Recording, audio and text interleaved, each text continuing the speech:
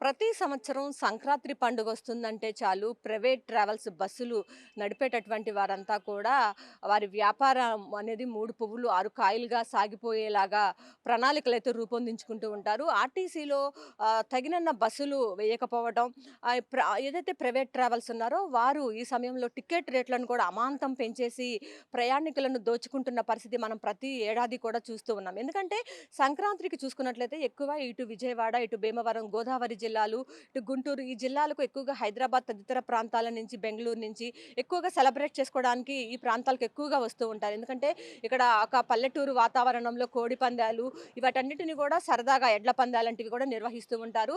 దీంతో వాళ్ళ బంధువులు, మిత్రులు ఇళ్ళకి వచ్చి ఈ సంక్రాంతి పండుగను సరదాగా జరుపుకునేందుకు అందరూ కూడా ఆసక్తి చూపుతూ ఉంటారు. ఈ నేపథ్యంలో చూసుకున్నట్లయితే ఆర్టీసీకి సరిపోయినన్నటువంటి బస్సులు వెయ్యకపోవటం ప్రతి ఏడాది కూడా ఇది రిపీట్ అవుతూనే వస్తూ ఉంది. ఈ నేపథ్యంలోనే ప్రైవేట్ ట్రావెల్స్ ఈ సంక్రాంతి సెలవుల్లో భారీ ఎత్తున టికెట్లు గూడా పెంచి అమ్ముతూ ఉంటారు.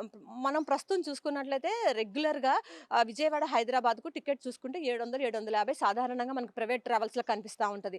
కానీ ఈ పండగ సీజన్ ఏదైతే సంక్రాంతి పర్వదినంలో ఎక్కువగా సెలవులుంటాయి. వాళ్ళందరూ గూడా ఇటు అక్కడ సాఫ్ట్‌వేర్ జాబులు అట్లా చేసుకునే వాళ్ళందరూ కూడా సొంత ఊర్లకి, సొంత గ్రామాలకి వస్తూ ఉంటారు. ఈ నేపథ్యంలో వాళ్ళందరూ కూడా ట్రైన్ టికెట్లు అప్పటికప్పుడు బుక్ అవ్వవు. రిజర్వేషన్స్ అనేది ఎక్కడ దొరకని పరిస్థితి ఉంటుంది. కాబట్టి ఇంకా ఆల్టర్‌నేట్‌గా వాళ్ళకేమీ ఉండదు. ప్రైవేట్ ట్రావెల్సే వాళ్ళకి దిక్కవుతుంది కాబట్టి ఆ టైంని వాళ్ళు క్యాష్ చేసుకునేందుకు ప్రైవేట్ ట్రావెల్స్ అంతా కూడా క్యాష్ చేసుకునేందుకు పన్నాగాలు పన్నుతూ ఉంటారు.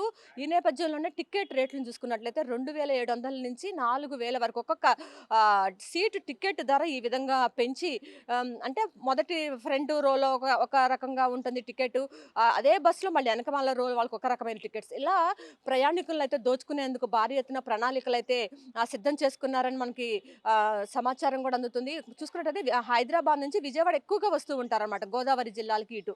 వీళ్ళందరికి కూడా 2,700 నుంచి రూ. 4,000 టికెట్ పెడితే గాని వాళ్ళు ఇటు విజయవాడ గాని, గోదావరి జిల్లాలు గాని రాని పరిస్థితి అయితే మనకు స్పష్టంగా కనిపిస్తా ఉంది. అయితే ఇలాంటి చర్యలు మళ్ళీ మళ్ళీ పునరావృతం కాకుండా ఉండాలి అంటే ఆర్టీసీ అధికారులు మరింత అప్రమత్తమయ్యి ఆ సర్వీసులను ఎక్కువగా నడిపితే బావుంటుందని కూడా ఇటు ప్రయాణికులంతా కూడా ఆశాభావం వ్యక్తం చేస్తూ ఉన్నారు. ఇది ఇక్కడున్న పరిస్థితి. కెమెరా పర్సన్ రాంబాబుతో Lakshmi, one India news, Vijayawada.